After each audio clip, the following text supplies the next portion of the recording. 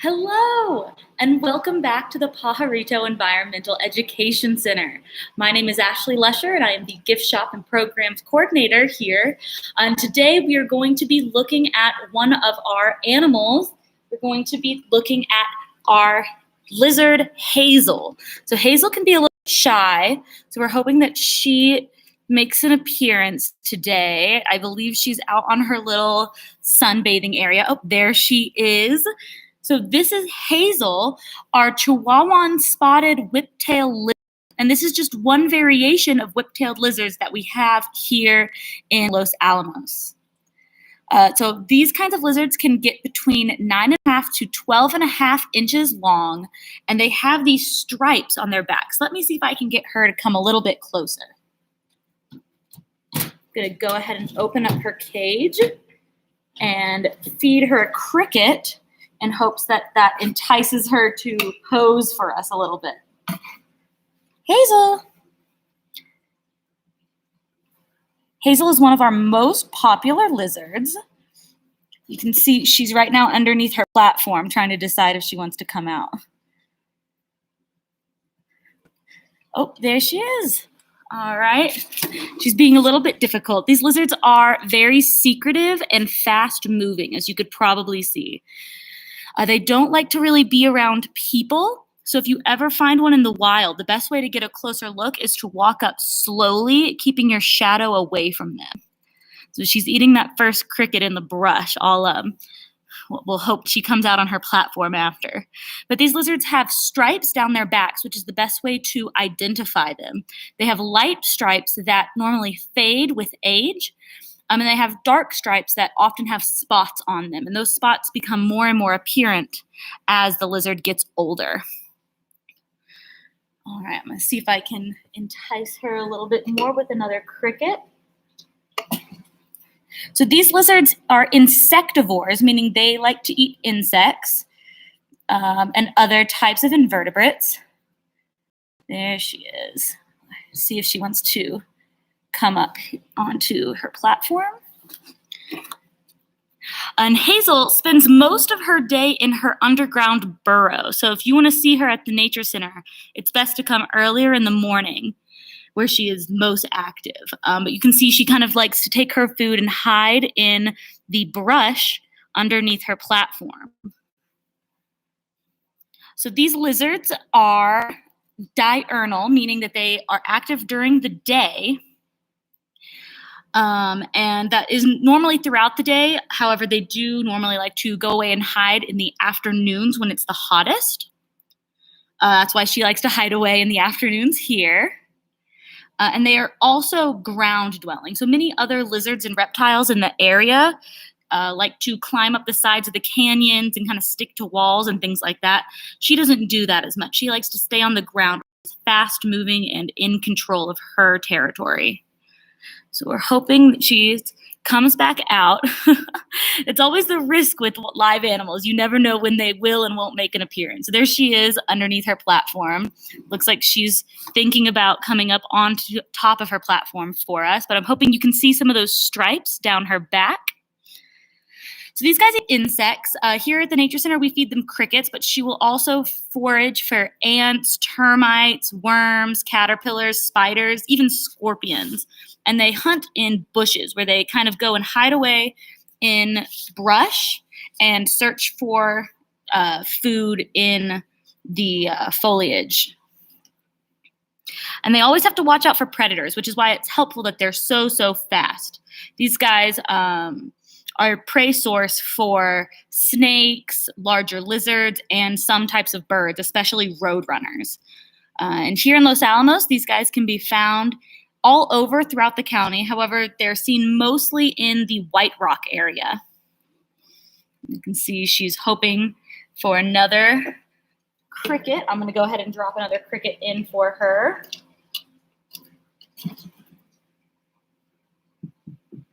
Hope to entice her up top. Moving some of this brush around will get her confidence up to come join us. One of the coolest things about these types of lizards is that they are actually a hybrid between two other types of whiptail lizards. Let me see if I can get some of this glare out of our way.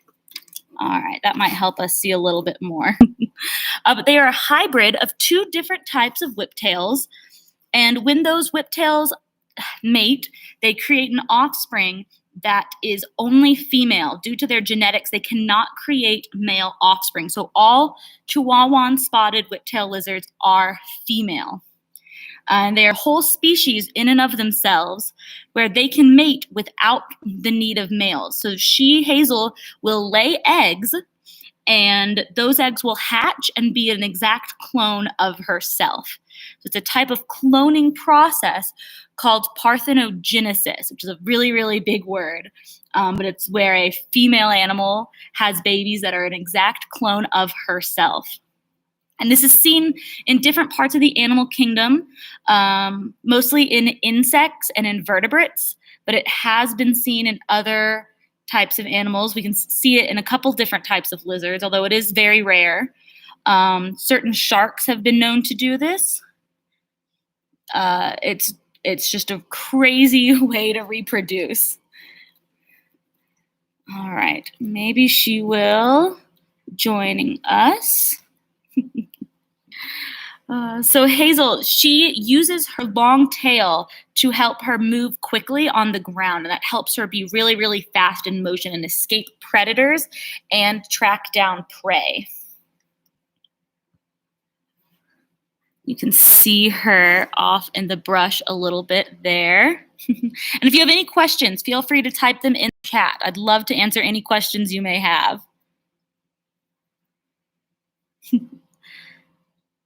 So whiptail lizards are a very common type of lizards and are found all over the United States. We have at least 4 other types of whiptail lizards here in the Los Alamos area, one being the New Mexico whiptail lizard, which is the state's official reptile. And they're very, very similar to these Chihuahuan spotted whiptail lizards. They're a little bit smaller. And really that's the biggest difference. They're different species, but they look fairly similar. And you can find a lot of these lizards out basking in the sun. They do need to keep their temperature high to be able to move around and catch their prey.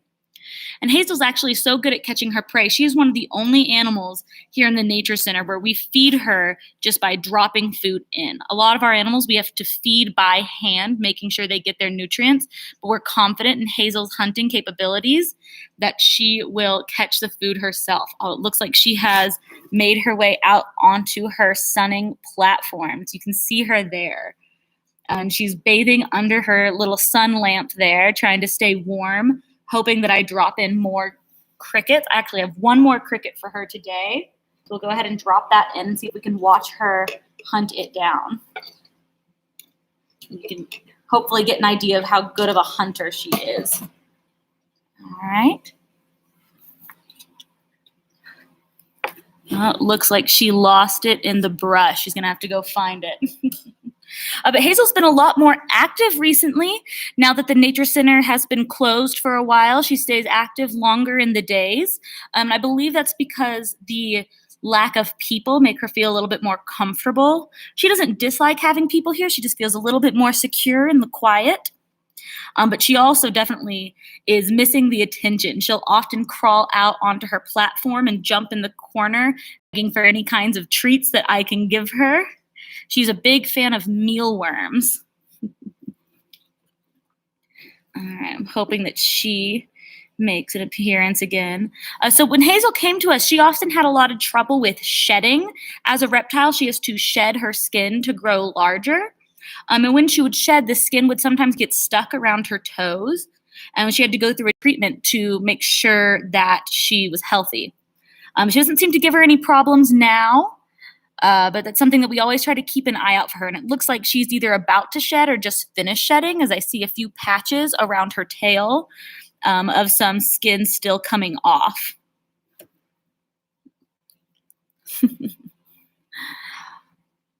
So Hazel is pretty unique where she likes to stay hidden most of the time. That's always a risk dealing with live animals. You never know when they're going to want to participate and when they're going to want to hide themselves away. They are all unique individuals, so it's important to remember and respect their boundaries.